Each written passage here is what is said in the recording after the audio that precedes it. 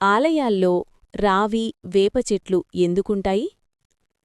సాధారణంగా ఆలయాల్లో రావి, వేప చెట్లు కలిసి కాని విడిగా కాని ఉంటాయి.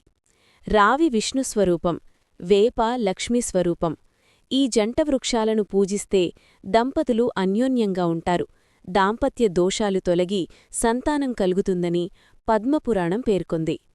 రావికి బోధివృక్షం, అశ్వత్థవృక్షమనే పేర్లున్నాయి.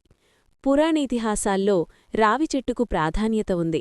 ఆ చెట్టు నీడన నిలబడటం, నమస్కరించడం, ఆలింగనం చేసుకోవడం వల్ల శనిదోషం తొలగుతుంది. రావికొమ్మలు యజ్ఞయాగాల్లో ఉపయోగిస్తారు. సాధువులు రావికొమ్మను దండగా చేసుకుంటారు. రావిచెట్టు గాలి ఆరోగ్యానికి మంచిది.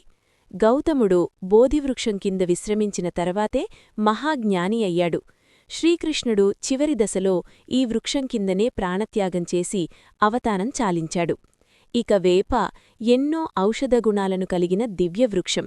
అనేక రోగాలను నయం చేస్తుంది. రావి, వేప కలిసి కనుక ఉంటే అక్కడ మహాశక్తి ఆవరించి ఉంటుందని పెద్దలు చెబుతారు. వేప చెట్టు ఇంటి ముందు లేదా వెనుక భాగంలో ఉండాలేగాని కుడి, ఎడమ భాగాల్లో ఉండకూడదు. రావి చెట్టును ఇంటి వద్ద నాటకూడదు.